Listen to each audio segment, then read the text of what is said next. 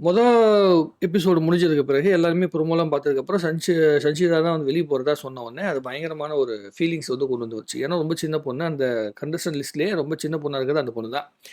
அந்த பொண்ணு வந்து வெளிய அனுப்புனது வந்து எல்லாத்துக்கும் ஒரு விதத்தில வந்து வருத்தம் தான். ஒரு ஸ்ட்ராங்கான கண்டஸ்டன்ட். ஏன்னா அவ்வளோ ஆக்டிவான ஆட்கள் தான் வந்து பிக் பாஸ்க்குள்ள தேவைன்னு வைங்களேன். யங்காவும் இருக்கணும், ப்ளஸ் ஆக்டிவாவும் இருக்கணும், கொஞ்சம் ஃபெமிலியராவும் இருக்கணும்.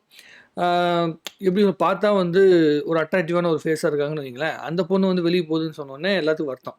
சரி என்ன காரணத்துக்காக வெளிய அனுப்புவாங்க அப்படின்னு சொல்லி பார்த்தோம்னா, முதல்ல வந்து எல்லாரும் உட்காந்து பேசுறாய்ங்க. இந்த ஆண்கள் தனியா, பெண்கள் தனியா வந்து பிரிச்சதுக்கப்புறம் 2 பேரும் உட்காந்து பேசிட்டு இருக்கும்போது, அந்த பொண்ணு என்ன சொல்லிருக்கு, ஒரு சின்ன ஒரு வார்த்தைய விட்டுருச்சு. ஸோ ஒரு வேள வந்து இந்த பிக் பாஸ் வீட்லேருந்து நம்ம வெளிய போகணுங்கிற சூழ்நிலை வந்துச்சு. ஏன்னா பெண்கள் மட்டும் தான் நாமினேட் பண்ணணும் அப்படின்னு சொல்றதுனால, அந்த சூழ்நிலை வந்து வெளிய வந்து வருது அப்படிங்கிற பட்சத்தில, நான் வந்து வெளிய போறேன். அப்படிங்கிற மாதிரி போறதுக்கு கூட நான் தயார் அப்படிங்கிற மாரி அந்த பொண்ணு வந்து கொஞ்சம் எப்படி சொல்லுவாங்கன்னா, ஒரு பெருந்தன்மையா சொல்லுச்சுன்னு வைங்களேன். அந்த பொண்ணு பெருந்தன்மையா சொன்ன விஷயத்தையே இவங்க வந்து பயங்கரமா பில்டப் பண்ணி, நம்ம ரவீந்தர் தான் வந்து பார்த்தீங்கன்னா, பயங்கரமா பில்டப் பண்ணி உருட்டி விட்டாரு. ஆனா அதுக்கு முன்னாடி அந்த பொண்ணுக்கு அடுத்த ஸ்டேஜ்ல வந்து ரவீந்திரன் தான் உள்ளுக்குள்ள இருக்கிற மாரி, அவரு தான் வெளிய அனுப்புற மாரி ஒரு ஐடியா இருந்திருப்பாங்க. ஏன்னா, ஆள் கொஞ்சம் ஸ்ட்ராங்கா பேசிட்டு இருக்காரு அப்படின்னு சொல்லிட்டு. ஆளு வந்து உள்ளுக்குள்ள இருக்க கண்டஸ்டன்ட்ல ஒண்ணும் ஸ்ட்ராங்கா இல்ல. பட் ஆனா ஸ்ட்ராங்கா பேசிட்டு இருக்காரு அப்படிங்கிற பட்சத்தில. ஆக எனக்கு என்ன புரிஞ்சதுன்னா, இது இந்த ஆங்கிள்ல போயிட்டு இருந்துச்சுன்னா சரியாவாது. அதனால ரவீந்தர் தூக்கிட்டோம்னாலே இங்க பாதி ஸ்ட்ராட்டஜிஸ் கம்மியாயிரும் அப்படிங்கிற மாரி. அந்த பொண்ணு அவரு வந்து என்ன பண்றாரு, ஒரு சின்ன பாயிண்ட் கிடைச்சிச்சுன்னு சொல்லிட்டு, அவரு வந்து அந்த ஸ்ட்ராட்டஜிய வந்து யூஸ் பண்ணியிருக்காரு. அத வந்து அந்த ப்ரோகிராம் முடியிற சமயத்தில, இந்த 1 ஹவர் முடியும்போதே அவர் வந்து அத ரிவீல் பண்ணிட்டாரு. எனக்கு தெரியும் அந்த பொண்ணு என்ன மைண்ட் செட்ல சொல்லுச்சுன்னு எனக்கு தெரியும். இருந்தாலும் வந்து இங்க ஒரு கேம் அப்படிங்கிற பட்சத்தில, எனக்கு ஒரு பாயிண்ட் வந்துச்சு. அடுத்து நான் தான் நாமினேஷன் லிஸ்ட்ல இருந்தேன். ஸோ அதனால வந்து நான் அந்த இடத்த யூஸ் பண்ணிக்கிட்டேன் அப்படின்னு சொல்லிட்டாரு. ஸோ இன்னொரு பக்கம் எல்லாம் பார்த்தோம்னா, ஃபர்ஸ்ட் ஓப்பன் நாமினேஷன்ல தான் இது நடக்குது. இந்த சஞ்சிதா வந்து பொண்ண வந்து எல்லாருமே நாமினேட் பண்றாய்ங்க. அதுக்கப்புறமேல் அந்த பொண்ணு வந்து வெளிய போகுது. வெளிய போனோனே அப்புறம் குளோஸ்டு நாமினேஷன் லிஸ்ட்ன்னு சொல்லி ஒண்ணு போடுறாய்ங்க. அடுத்த இந்த வாரத்தில வந்து யார் தலைவியா செலக்ட் பண்ணணும்னு சொல்லிட்டு ஒரு டாஸ்க்கு. இந்த பக்கம் ஒரு 8 சேர், இந்த பக்கம் ஒரு 8 சேர். அதுக்கப்புறமேட்டு சேர்ல வந்து மாறி மாறி போகும்போது யார் மிஸ் ஆகுறாங்களோ, அவங்க அப்படியே கழிச்சு கழிச்சு கடைசியில வந்து பார்த்தீங்கன்னா, அந்த பொண்ணு ஏதோ ஒரு பொண்ணு அந்த மாடலிங் பண்ண ஒரு பொண்ணு வந்து பார்த்தீங்கன்னா, ஆ இதுவா மாறிட்டாங்க. தலைவியா மாறிட்டாங்க. பெண்கள் வந்து ஒருத்தவங்க தலைவியா செலக்ட் பண்ணிட்டாங்க. தீபக் தான் லாஸ்ட்டா ஒண்ணு வந்தாரு. தீபக் வந்து மிஸ் ஆயிட்டாரு. இப்ப என்னன்னா, இவங்களுக்கா ஒரு ரூல்ஸ் வந்து போட சொல்லியிருக்காங்க. இப்ப அந்த கண்டஸ்டன்ட் லிஸ்ட்டுக்குள்ள ரூல்ஸ் வந்து போட்டுட்டு, ஆ ஆண்கள் சைட்லேருந்து ஒரு ரூல்ஸையும், பெண்கள் சைட்லேருந்து ஒரு ரூல்ஸையும் வந்து போட்டிருந்தாங்க. அந்த ரூல்ஸ் தான் இப்ப அடுத்து வந்து இந்த பிக் பாஸுக்குள்ள வர இந்த வீட்டுக்குள்ள வந்து மிகப்பெரிய சண்டையவே உருவாக்க போகுது. அது என்ன மாரியான சண்டை அப்டின்னா, ஆண்கள் குடுத்த ரூல்ஸ பார்த்தீங்கன்னா, ஒரு ஆணாதிக்க தன்மையில இருக்கு. பெண்கள் குடுத்த ரூல்ஸ்ல கூட கொஞ்சம் வந்து ஸ்போர்ட்டிவ்னஸ் இருக்கு. அவங்க என்னன்னா, சாப்பாடு ரொம்ப முக்கியமான விஷயம். சாப்பாடுக்கு எங்களுக்கு எல்லா விஷயங்களும் ப்ரொவிஷன்ஸ் எல்லாம் கரெக்ட்டா கிடைச்சிடணும் அப்படின்னு சொல்லி வந்து பெண்கள் சொல்லியிருக்கிறாங்க. அது கொஞ்சம் நியாயமா இருந்துச்சு. ஆனா ஆண்கள் சைடு அவங்க போட்டிருக்கிறது எல்லாமே ஒரு பெரிய டாமினேஷனா எல்லாரும் சேர்ந்துக்கிறாங்க. ஒரு 6, 7 பேர் இருக்காங்க. 8 பேரும் மொத்தமா சேர்ந்துருக்காங்கல்ல. அவங்க எல்லாம் ஒண்ணா சேர்ந்துக்கிட்டு, அவங்க ஒரு முடிவுல இருக்காங்க. அவங்க என்ன டெசிஷன் எடுக்கணுமோ அதுதான் சரியா நடக்கணும். சாப்பாடு ஃபுட்டா கழுவ மாட்டாங்களாம். அதுக்கு கழுவுற விஷயத்தையும் வந்து கரெக்ட்டா வந்து பண்ணிறணும். அதே மாதிரி வந்து என்னது அ சாப்பாடு வந்து 3 வேள கரெக்ட்டா வந்துரணும்னு சொல்லி, இவங்க என்னமோ வந்து வீட்ல உட்காந்துக்கின்னு, அவங்கள வந்து ஒரு டாமினேஷன் பண்ற மாரி ஒரு கான்செப்ட்ல தான் அவங்க பேசியிருக்கிறாங்க. அது வந்து பின்னாடி ஒரு டைம்ல வேற வெடிக்கும். ஏன்னா, அவங்க சொல்றதெல்லாம் இவங்க செஞ்சுட்டு இருக்காய்ங்க அப்டின்னா, அதுக்கப்புறம் கண்டிப்பா அது வந்து பெரிய பிரஷர வந்து குடுக்க தான் போது. அது வந்து நம்ம பார்க்க தான் போறோம். இதுல எல்லாருமே பண்ணிட்டு இருக்கும்போது, சஞ்சிதா வெளிய போனதுக்கப்புறம் அர்ணவ் வந்து தனியா உட்காந்து ஃபீல் பண்ணிட்டு இருக்கிறாப்ல. என்னடா நம்ப வந்து இந்த மாரி ஒரு சூழ்நிலை ஆயிப்போச்சே! அந்த பொண்ணு பாவம் ரொம்ப சின்ன பொண்ணு. அந்த பொண்ணுக்கு என்ன தெரியும்? அந்த பொண்ண போய் இப்படி வந்து எல்லாரும் பண்ணிட்டாங்க அப்படிங்கும்போது, அவரு வந்து ஒரு சிம்பத்தி கிரியேட் பண்ணிட்டு இருந்தாரு. ஆனா, அவரு ஒண்ணும் ரொம்ப ஸ்ட்ராங்கான பிளேயர் அப்படிங்கிற மாரி நமக்கு தெரியல. எப்படியும் நம்ப நார்மலா ரன் பண்ணிட்டு இருக்கிற மாரி தான் இருக்குது. இன்னொருத்தர் விஜே ஒருத்தர் இருக்கார்ல, விஜே விஷால் சம்திங் ஒருத்தர் இருக்காரு. அந்த அந்த பையன் வந்து சுத்தமா பேரே மைண்ட்ல நிக்கல. ஒரு 2, 3 பேரோட பேரே மைண்ட்ல நிக்கல.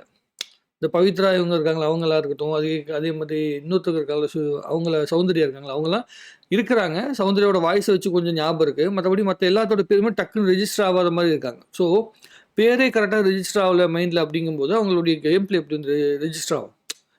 இப்போ சாச்சனா வந்து பார்த்தீங்கன்னா, வெளிய போறாங்கன்னா, எல்லாத்துக்கும் ஒரு விசிபிலிட்டி வந்துருச்சு.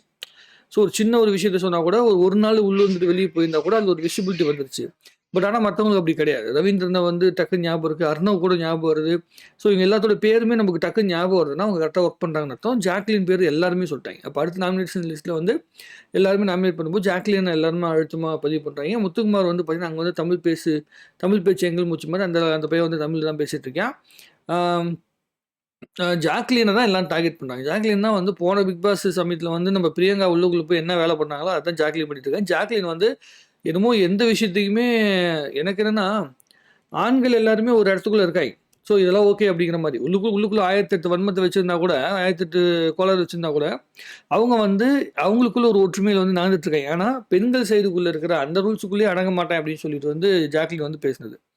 ஜாக்லின் இல்லாமல் ஒரு டெசிஷன் எடுத்திருக்காங்க. ஜாக்லின் உள்ளுக்குள்ளே வரத்துக்கு முன்னாடி வந்து அந்த டெசிஷன் எடுத்து முடிச்சிருக்காங்க. அதாவது ஒரு வாரம் வந்து ஆண்கள் நாமினேட் பண்ண மாட்டாங்கிற ஒரு டெசிஷன் எடுத்திருக்காங்க.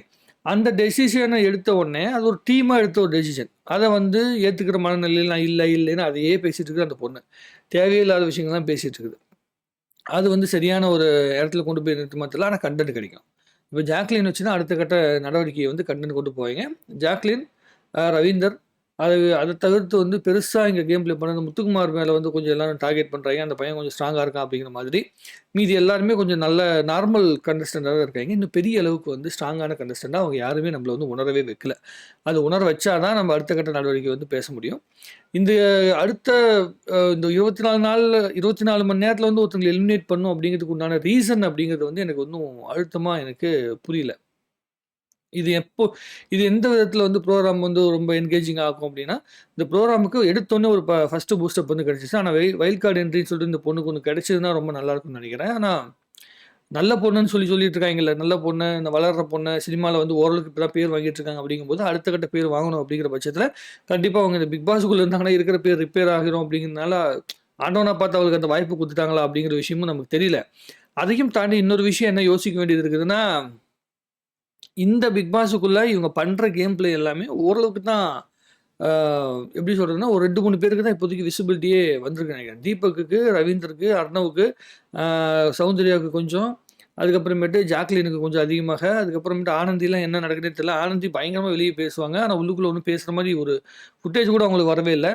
ஸோ அவங்களுக்கு இப்போ வந்து அவங்களாம் எந்த இன்ட்ரெஸ்டிங்கான விஷயத்தையும் வந்து பண்ணலை. ஸோ இங்கே பிக் பாஸுக்குள்ள மிக முக்கியமான விஷயம் என்னென்னா, உள்ளுக்குள்ளே உட்காந்துட்டு சும்மா உட்காந்துட்டு இருந்த அப்படியே வந்து அந்த 106 நாள் ஓட்டிட முடியாது. அவங்க பேசணும். ஒரு லிமிட்டுக்கு மேலே மனசு திறந்து பேசணும். அவங்க ஸ்கிரிப்ட் கொடுத்தாலும் அதை வச்சும் பேசி ஆகணும். வேறு வழி கிடையாது. பேசி அவங்களுடைய உண்மை முகம் வெளியே வந்த பிறகு அந்த உண்மை முகம் வந்து இன்ட்ரெஸ்டிங்காக இருக்கணும். யாருக்கு? பார்க்குற ஆடியன்ஸுக்கு இன்ட்ரெஸ்டிங்காக இருக்கணும். ஸோ அப்படி இன்ட்ரெஸ்டிங்காக இருக்கிற விஷயத்தை அவங்க செய்கிறாங்களாங்கிறது நமக்கு தெரியல. ஒன்றும் அந்தளவுக்கு இன்ட்ரெஸ்டிங்காக தெரில. ரவீந்தர் வந்து கொஞ்சம் டார்கெட் பண்ணி அது கொஞ்சம் விசிபிலிட்டி வருது. அர்ணவுக்கு கொஞ்சம் வருது. தீபக்கு கொஞ்சம் ட்ரை பண்ணுறாப்புல.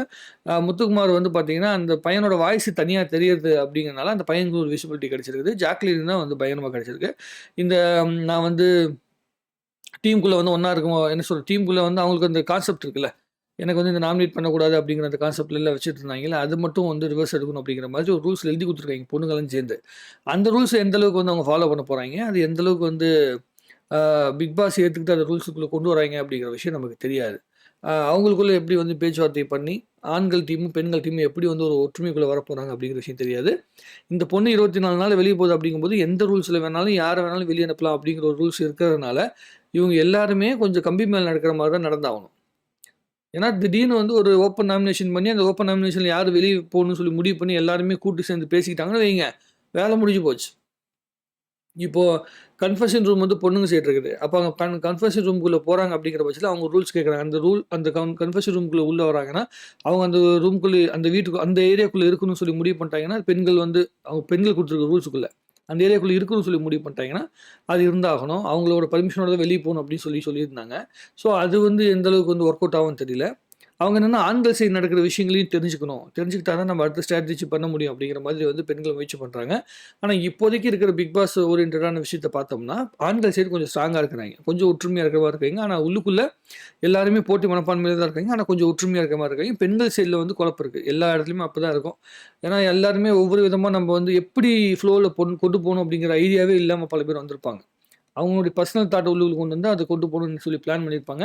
ஸோ அதுக்கு தகுந்த மாதிரி தான் பெண்கள் வந்து இயங்குறாங்க. அது ஒன்றும் பெரிய ஸ்ட்ராங்கான பெண்கள் அப்படிங்கிற விஷயத்த இது வரைக்கும் இருக்கிற பெண்களை உணர முடியல. ஜாக்லின் வந்து கொஞ்சம் லூஸ் டாக் விடுறதுனால மட்டும் ஜாக்லின் கொஞ்சம் ஸ்ட்ராங்காக இருக்கிற மாதிரி ஒரு தோற்றம் வருது. மீதியெல்லாம் கொஞ்சம் யோசிச்சு தான் பேசுகிறாங்க.